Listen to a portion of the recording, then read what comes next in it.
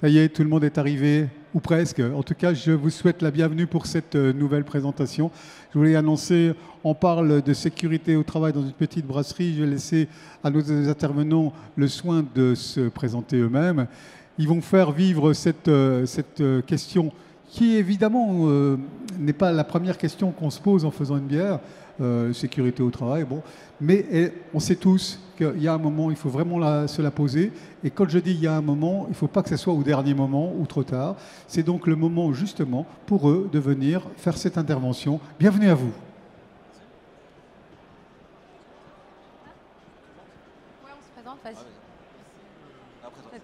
Oui, bonjour à tous. Donc moi, je suis Eugénie Maïté. Je suis chef brasseur à Frog Pubs. Donc en fait, nous sommes des micro-brasseries pub basées à Paris, Bordeaux et Toulouse. Et nous avons aussi une petite micro-brasserie au nord de Paris, Frog Beer. Donc on est une petite équipe de 6 personnes à Frog Beer. Donc voilà. Bonjour à tous, Thomas Evans de l'IFBM. Donc je suis le référent pour le pôle micro-brasserie et je vous invite à nous retrouver sur notre stand si vous le souhaitez. Donc aujourd'hui, on va vous parler sécurité au travail en brasserie, un sujet pas forcément très glamour. On va essayer de rendre ça dynamique, d'essayer de comprendre quels peuvent être les risques en brasserie et comment pallier à ces risques. Donc la première chose, c'est le petit rappel réglementaire. La loi nous oblige à prendre soin de nous-mêmes et de nos employés. Donc assurer la sécurité, protéger les travailleurs, ça c'est la base. Et forcément, il y a aussi la sanction si on ne fait pas ce qui est prévu. Alors, quels sont les enjeux en fait? Pourquoi est-ce qu'en microbrasserie, bien entendu, on veut faire de la bonne bière c'est souvent ça qui va prendre vraiment une grande partie de nos préoccupations. Cependant, ce qui est important également, c'est comment on la fait. Parce qu'il y a différents enjeux en fait, autour de la sécurité pour une petite microbrasserie. Alors pourquoi c'est important en fait, de s'occuper de la sécurité de son équipe? Bien entendu, on ne veut pas avoir de mort, quoi. Enfin, ça, c'est pareil évident. On ne veut pas avoir de mort. Et comme le dit Thomas, on veut respecter la réglementation pour ne pas avoir de sanctions. Ça, c'est des choses qui sont les plus évidentes et les plus concrètes. Mais, et donc, parmi les différentes exigences de la réglementation, il y a le document unique dont l'objet, c'est vraiment, pour chaque étape de production, chaque lieu ou équipement, identifier les différents risques. Mais pas seulement, en fait, en microbrasserie. Il y a un enjeu, en fait, tout d'abord de performance. Pourquoi? Parce qu'en fait, souvent, en microbrasserie, en tout cas, nous, chez Frog, tous nos outils sont manuels. On n'a pas d'automatisme. On a des microbrasseries qui sont vraiment... je pense que la seule chose qui... c'est la gravité, je pense. C'est la seule chose qui n'est pas manuelle dans nos microbrasseries. Et donc, il y a un enjeu sur le turnover. C'est-à-dire que s'occuper de la sécurité de son personnel, c'est aussi capitaliser du savoir-faire, de l'expérience, de la productivité, et par cela, maintenir un standard de qualité élevé. La deuxième chose également, c'est que s'occuper de la sécurité des membres de son équipe, c'est aussi du coup permettre un recours plus faible à de la main-d'œuvre d'appoint. Par exemple, nous, dans notre microbrasserie, tout le monde est multicompétent. Je n'ai pas une personne qui va juste mettre des bouteilles dans un carton, je n'ai pas une bouteille qui va juste préparer, une personne qui va préparer juste des commandes, une personne qui brasse, une personne qui embouteille. C'est-à-dire que nous, les brasseurs, on va vraiment s'occuper de toutes les parties du process, de la réception du malt jusqu'aux expéditions et la logistique. Et donc, du coup, un des facteurs clés de notre performance, c'est la polyvalence de chacun et la multicompétence.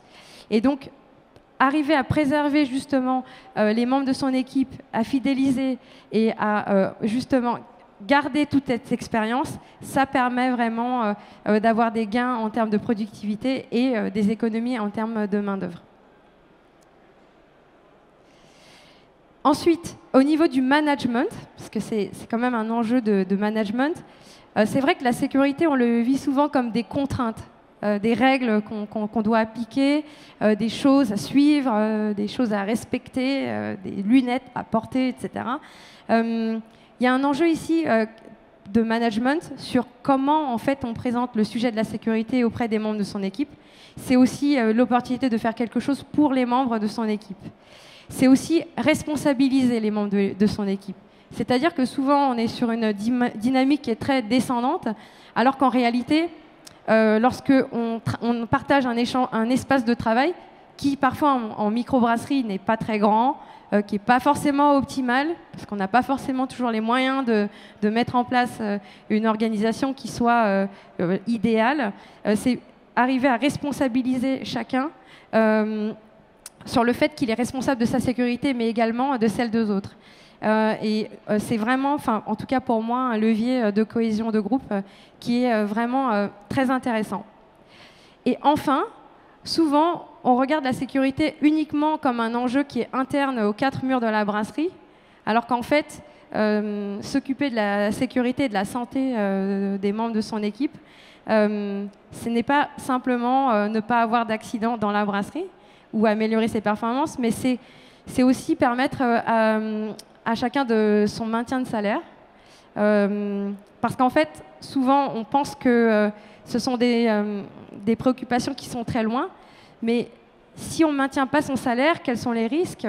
Les risques d'une perte de salaire, ça a des impacts sur le train de vie, des conséquences d'ordre plus personnel, perte de train de vie, de l'isolement ou d'autres conséquences qui peuvent être beaucoup plus importantes. Et en ce sens, en tant qu'employeur, que chef d'équipe, on a une vraie responsabilité sociale à l'égard des membres de son équipe. Alors là, juste une diapo sur comment nous, à Frog Beer, on articule en fait le management de la sécurité au sein de notre microbrasserie. Je pense qu'il y a trois grands axes pour commencer à structurer. Souvent, on veut gérer des micro-détails et pas forcément regarder les choses dans son ensemble. Mais nous, pour manager donc la sécurité à Frog Beer, la première chose qu'on fait, c'est la formation. Il faut former. Parce qu'une fois de plus, si on est une brasserie avec beaucoup de moyens, on pourra mettre en œuvre des équipements, des moyens techniques qui vont permettre de supprimer ou d'éviter des risques. Si on est dans une petite microbrasserie, ce n'est pas toujours possible et la formation, c'est un levier essentiel. Donc en fait, nous, je rappelle, on est juste 6 à la microbrasserie, mais on fait ça. Et c'est pas compliqué et ça demande pas beaucoup de moyens. La formation, c'est simplement déjà introduire des notions de sécurité dans chacune des étapes de production lorsqu'on va former. C'est-à-dire que nous, dans la brasserie, on a des modules de formation pour le brassage, l'enfûtage, l'embouteillage, la logistique, où, en fait, un jeune brasseur qui arrive chez nous, il va être formé par un brasseur senior et il va être ensuite évalué à l'issue de sa formation. Pendant cette formation, il va avoir des différents objectifs et à chaque fois, on va intégrer des choses très simples en termes d'hygiène et de sécurité, comme le port des équipements de protection individuelle ou la façon de faire de la manutention sur des sacs de malt ou des fûts, etc. Donc former vraiment, je pense que ça c'est la base, et formaliser. Je crois que quand on dit formaliser, ça a toujours l'air rébarbatif, ouais, on va faire des tableaux Excel, mais en fait c'est pas du tout ça. Formaliser, c'est simplement avoir, par exemple, je forme quelqu'un, j'ai un livret, mais qui fait 3 pages, sur comment on conduit un gerbeur et les trucs pas débiles à faire, quoi. Des choses très concrètes, des choses qui sont vraiment spécifiques à l'entreprise, à comment il est foutu le parking. Alors, le gerbeur, on a un livret 5 pages, on dit, ce dodane-là, jamais, il faut le prendre à diagonale, c'est tout. Donc un livret, c'est pas grand-chose, mais s'il est bien fait avec des exemples très spécifiques et des choses qui sont parlantes et très simples, c'est déjà une manière de formaliser, de former et de sensibiliser son équipe à la notion de sécurité au travail. La deuxième chose, c'est responsabiliser. Ouais, on peut mettre des casques, des écouteurs pour se protéger les oreilles, des gilets jaunes, etc. Mais en même temps, je pense qu'il y a la notion de responsabilisation qui est très importante. Donc chacun est responsable de sa sécurité et de celle des autres. Et que ça ne peut venir que des personnes. Donc il vaut mieux quelques grandes règles, quelques grands principes qui vont couvrir, peut-être pas l'exhaustivité, mais on va dire 90% des risques, plutôt qu'une multitude de règles qui, certes, vont vraiment tout couvrir de A à Z, mais que personne ne va respecter. Donc en fait, nous, en interne, on n'a pas beaucoup de règles, mais elles sont très simples, très claires et très faciles à respecter. Et nous, Frog, on a aussi des restaurants. Sur l'hygiène, c'est la même chose. Ça ne sert à rien de faire asseoir des cuistots et leur parler de plein de choses. Mais si on leur dit des choses très simples, il faut se laver les mains avant de faire chaque chose, etc. Des choses très simples qu'on peut respecter à chaque fois. Déjà, ça va permettre de couvrir une grande partie des risques. Et ça va permettre aussi de nourrir la crédibilité de la démarche. C'est-à-dire que si des règles sont établies, elles sont respectées. Donc il n'y a aucune règle qu'on établit qui ne sont pas respectées. Si on n'arrive pas à les respecter, on les supprime en fait, parce qu'elles ne servent à rien. Et puis enfin, il faut quand même passer par une phase d'analyse. Donc le DUR, il est là pour ça. Alors analyser les risques, c'est-à-dire que pour chacun des postes, vraiment regarder quels sont les points les plus critiques en termes de sécurité au travail. C'est pareil, le DUR, il faut le voir comme un outil. On le voit souvent comme une contrainte réglementaire, un tableau Excel qu'il faut remplir, qui va calculer des risques et les pondérer. Mais en fait, le DUR, c'est ça qui, nous, en tout cas, on en reparlera plus tard, nous a permis de mettre en œuvre des choses très concrètes et très simples. Et ça nous a permis aussi de prendre conscience de certains risques qui, de prime abord, on n'avait pas du tout considéré, mais qui peuvent être super graves. Je vous mets juste ça. Après, vous aurez les présentations. On n'est pas obligé de tout faire, mais voilà, nous, les commandements Frog Beer. Si quelqu'un vient travailler dans ma production, les grandes règles qu'il doit respecter. Communiquer. On est ensemble, on n'a pas de place. Donc, si quelqu'un il ouvre une vanne pour dégager de la soude à 80 degrés, on communique. On partage un espace de travail. Donc ça, c'est essentiel. Ne jamais faire une tâche si on ne se sent pas en confiance. C'est bête, mais c'est dans la logique de responsabiliser. Si on ne se sent pas en sécurité de faire quelque chose, simplement, il ne faut pas le faire. Jamais courir, ça c'est règle de base. Hein, la chute de plein pied, c'est quand même le premier accident en brasserie. Pas courir, jamais. Porter ses EPI, la base. Le CO2, c'est la mort. Voilà, c'est très simple. Ne jamais mélanger les produits chimiques. Ne jamais toucher une machine ou la manipuler si on n'a pas été formé pour. Toujours se poser la question de l'environnement dans lequel on travaille, la sécurité des autres, la sienne mais celle des autres, et simplement le bon sens, quoi. Enfin, nous, on a beaucoup d'anglophones en fait dans notre équipe, et simplement juste dire faites pas des choses débiles en fait. C'est vraiment la base, plutôt que de d'écrire plein de règles, etc. et d'édicter plein de choses et mettre des affiches partout. Donc on essaye vraiment de travailler sur la notion de responsabilisation et de bon sens. Donc là, on va pouvoir commencer maintenant qu'on a un petit peu vu la généralité. On va essayer d'aller voir quels sont les risques qu'on va retrouver en brasserie. Donc ici, on vous a mis une liste non exhaustive évidemment, mais on a essayé d'aller sur tous ceux qu'on connaissait, que je rencontre régulièrement sur le terrain en brasserie ou que Eugénie rencontre aussi. Et puis, on va les détailler un petit peu, un à un, sur les risques importants et surtout, comment est-ce qu'on peut pallier à ces risques, comment est-ce qu'on peut les éviter ou comment est-ce qu'on peut les contrôler. Donc, on a parlé de la chute de plein pied, on va pouvoir retrouver la chute de hauteur, les circulations de véhicules, tout de suite, on a ça aussi qui est assez important. La charge physique, beaucoup de brasseurs ne se posent pas suffisamment la question sur ce sujet et peuvent le regretter plus tard. On va retrouver donc tout ce qui va être lié au bruit, aux incendies, la chaleur, etc. Donc on va pouvoir détailler ça là dans les slides qui suivent. Alors, nous, chez Frog, on vend essentiellement du fût parce qu'en fait, on est brasseur pub. Donc, en fait, on va avoir 85 à 90% de nos volumes qu'on va commercialiser en fût. Donc, au niveau de Frog Beer, on fait environ 4200 hectolitres à l'année, dont une grande partie sera conditionnée en fût. Donc, les risques qui sont liés à la manutention des fûts pleins, ça, c'est quelque chose qui est vraiment très important. Donc, par exemple, moi, déjà, physiquement, je ne peux pas soulever un fût. un fût plein avec mon gabarit. Donc, on a changé l'organisation de notre, enfin, on a changé notre façon de travailler.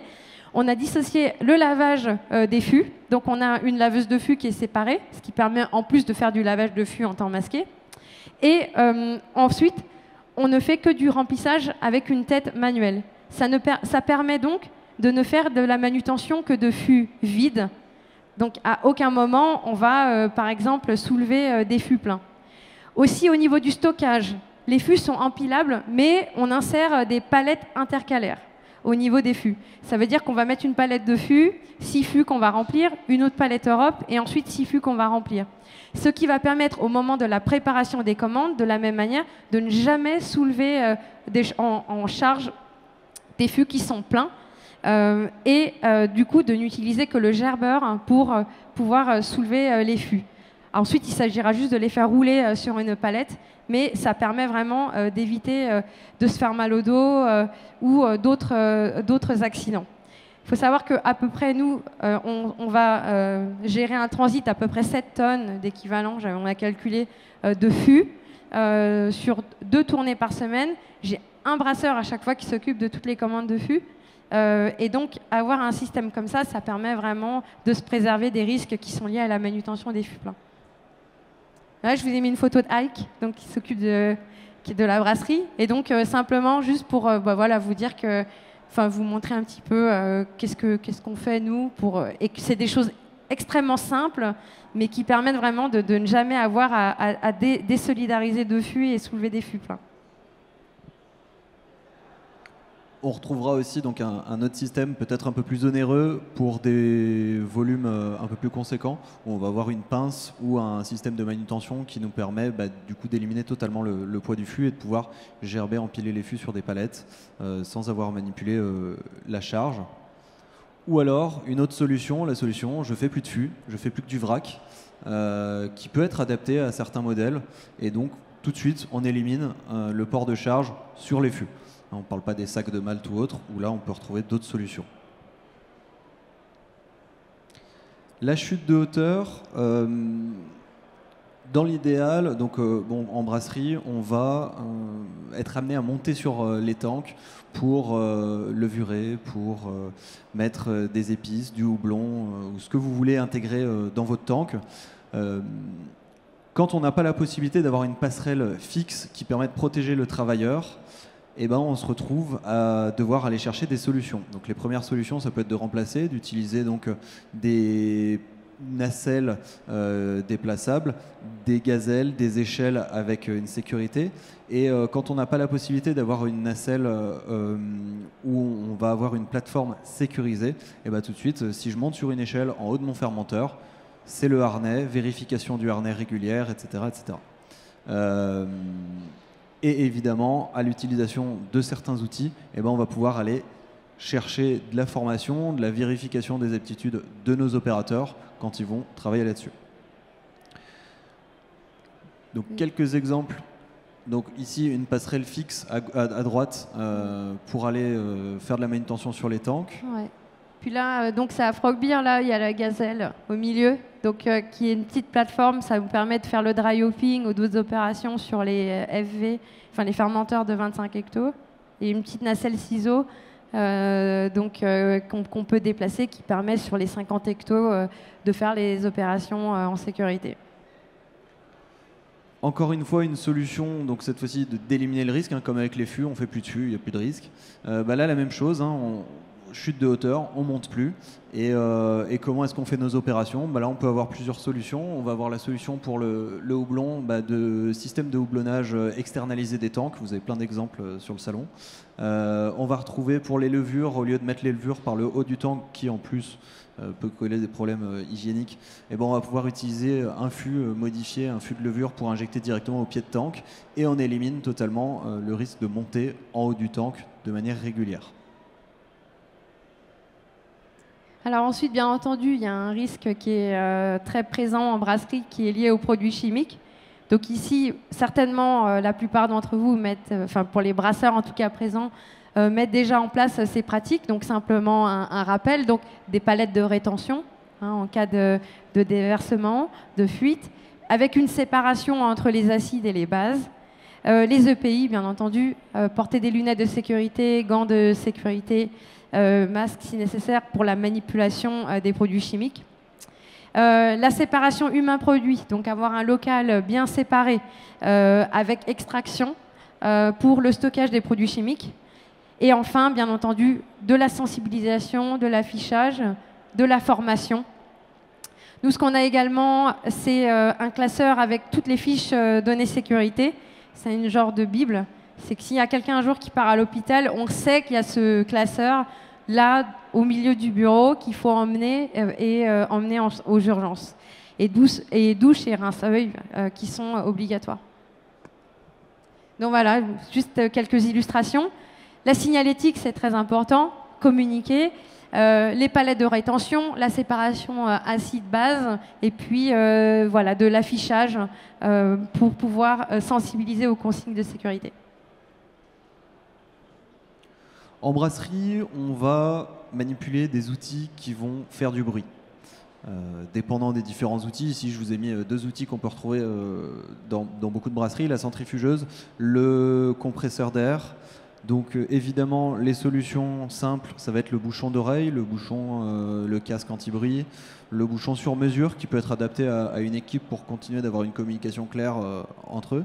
Et sinon, on peut retrouver voilà, des carters anti-bruit comme on peut avoir sur l'image ici qui vont vraiment permettre d'isoler une zone qui risque d'avoir un environnement sonore très important, d'isoler cette zone, la zone du compresseur, la zone de la centrifugeuse, de manière à pouvoir laisser les opérateurs travailler dans un milieu plus agréable. Alors ensuite, bien entendu, un risque aussi très prégnant en brasserie, le risque d'asphyxie CO2. Donc ici, un rappel donc, sur la réglementation, donc l'obligation de mettre en place une extraction basse ou par les cuves, un détecteur CO2 portatif ou une alarme, de l'affichage. En tout cas, nous, on a mis aussi en place voilà, des procédures de dégazage des cuves et des délais d'attente imposés avant l'intervention sur les cuves ou le nettoyage des cuves. Ici, donc, merci Thomas, on a mis un tableau qui justement vous montre qu'à partir d'un certain pourcentage, les différents effets du CO2 sur voilà, l'état des personnes. Donc quand on débranche un tuyau de tank, on va être à 10%, donc on va commencer à être sur des maux de tête, troubles de la vision, perte de conscience. Donc voilà, donc ça c'est vraiment quelque chose qui est très critique à gérer en brasserie. En brasserie, on chauffe et on refroidit, mais c'est surtout au niveau de la chauffe qu'on va rencontrer des risques. Et bien souvent, on finit d'installer la brasserie en oubliant de faire les dernières isolations des tuyauteries pour des questions de coût, pour des questions de rapidité, de démarrer le process, et puis on oublie et on laisse comme ça. Le problème, c'est que un tuyau chaud, ça brûle, et une personne brûlée, ça travaille mal. Donc on essaie de faire attention à ça. Isoler les tuyaux, ça peut être une première solution. Ensuite, quand on va travailler sur des chaudières vapeur pour la chauffe de la brasserie par exemple, il y a certaines obligations qui sont à gérer, notamment la porte avec pour un souffle anti-explosion, donc une porte qui ouvre vers l'extérieur au cas où la chaudière, je vous rappelle, la chaudière, on monte en pression, c'est dangereux. L'entretien des équipements, c'est quelque chose d'essentiel. On prend une personne en interne ou plutôt une personne en externe, notre fournisseur préféré, pour entretenir la chaudière régulièrement. Et puis, on fait attention au niveau de l'achat, notamment, là je reste sur encore les chaudières vapeur, on fait attention à avoir les bons éléments. Là, je pense souvent, ce que je retrouve, des chaudières sans sulfite, sans eau adoucie, qui vont s'entartrer, qui vont avoir de la corrosion. Et donc, c'est une machine qui n'est pas suffisamment entretenue. Et une machine pas entretenue, c'est une machine dangereuse. Et évidemment, on forme notre personnel à travailler avec ces outils-là. Un sujet qui, en tout cas, nous, moi franchement, avant de faire le DER, j'avais complètement zappé. Travailleurs isolés. Enfin, souvent, en microbrasserie, on est des petites équipes.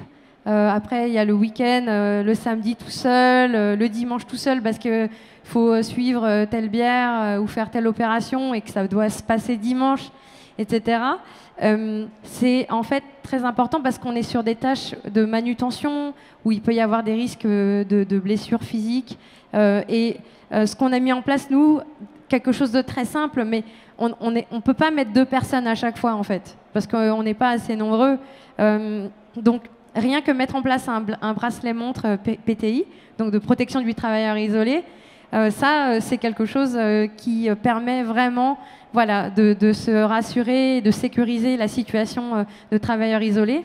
Donc en fait, c'est un bracelet qu'on va porter comme une montre qui va détecter l'absence de verticalité, l'absence de mouvement et les chocs.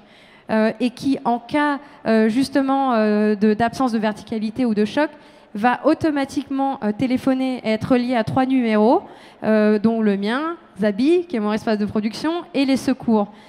Il y a une puce dedans, c'est comme un portable avec Internet, donc ça va transmettre automatiquement les coordonnées GPS de la personne, éventuellement, s'il y a un message qui est envoyé au secours. Ça ne coûte pas du tout cher, c'est facile à mettre en place, et ça permet quand même de sécuriser beaucoup une personne, même soi-même d'ailleurs. Souvent, on se dit que nous, on est le chef, on n'a pas besoin, hein. Mais en fait, c'est une connerie. Donc, en fait, voilà. Et ça, c'est par exemple des choses simples, mais qui permettent d'éviter vraiment le pire. Toujours sur la gestion des risques, on va aborder aussi les risques liés aux horaires. On rencontre beaucoup en brasserie des personnes qui vont travailler longtemps pour finir les process. On a des process qui peuvent être longs, on a des process qui ne sont pas forcément finis d'être mis en place, etc. Le danger, c'est la fatigue, forcément. Il y a plusieurs solutions pour gérer ça. La première, ça va être d'essayer d'optimiser, alors c'est notamment au niveau des cycles de nettoyage, essayer d'optimiser ces cycles de production pour avoir moins de cycles de nettoyage, donc forcément moins de temps passé. Donc là, on peut passer, si par exemple on a 4 brassins à faire dans le mois, les faire 1 par semaine, c'est pas forcément la meilleure solution pour optimiser et les énergies et les solutions de nettoyage et le temps. Donc on pourrait imaginer les faire les 4 d'affilée dans la même semaine, ce qui fait qu'on réduit 4 nettoyages, on n'en a plus qu'un seul à faire par exemple, et tout de suite on arrive à descendre au niveau des heures sup. Pareil pour le conditionnement, et évidemment faire des heures supplémentaires, c'est pas forcément la solution, ou faire des heures supplémentaires, c'est pas forcément la solution. Et une des solutions les plus simples, c'est finalement d'embaucher un demi-ETP si au début c'est seulement un demi-ETP à prendre. Mais voilà, faire des heures supplémentaires, c'est mettre à risque finalement votre entreprise.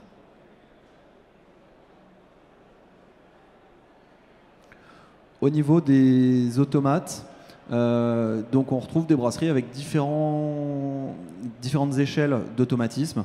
Une chose importante sur laquelle il faut axer son attention, soit au moment de l'achat, soit au moment de l'utilisation, c'est s'assurer que l'automate va prendre en compte une sécurité.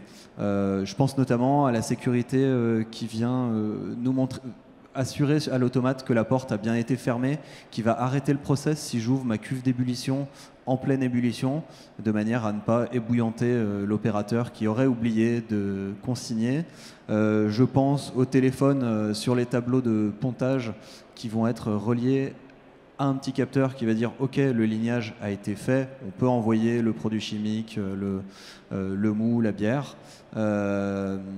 Et même sans ces outils-là de capteurs, s'assurer et vérifier systématiquement le lignage 2 fois. Moi, c'est ce que je répète à tout le monde. Un lignage, même si ça fait 30 ans qu'on est dans le métier, on le vérifie 2 fois de suite pour éviter une erreur. Alors, un dernier risque, c'est vrai que c'est pas parce qu'on fait des boissons alcoolisées qu'il faut être alcoolisé soi-même tout le temps. Je pense que c'est assez parlant et que bon, c'est un risque qui paraît assez évident dans la mesure où voilà, il y a une frontière qui est assez mince entre voilà, le travail qu'on fait et la dimension, on va dire, conviviale de notre métier de brasseur. Mais voilà, comme dit le slogan, avec modération.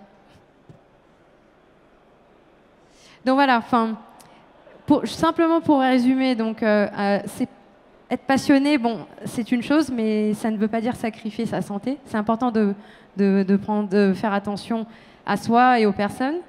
Il s'agit donc soit de modifier, si on peut, les pratiques, les installations pour éviter le risque en amont et entretenir ces installations et fournir des outils qui soient adaptés pour les limiter. Mais c'est surtout dans une petite brasserie, former, sensibiliser, impliquer et responsabiliser. Voilà. Merci pour votre attention. Et puis, dites-nous si vous avez des questions, n'hésitez pas. Merci pour cette présentation et pour ces précieux conseils. Si quelqu'un a des questions à poser, il faut profiter tant que nos intervenants sont disponibles. Pas de questions? Eh bien, merci beaucoup. Merci. Et je vous invite à nous retrouver à 17h15 pour la table ronde sur la présentation de la structure interprofessionnelle sur le houblon. Merci.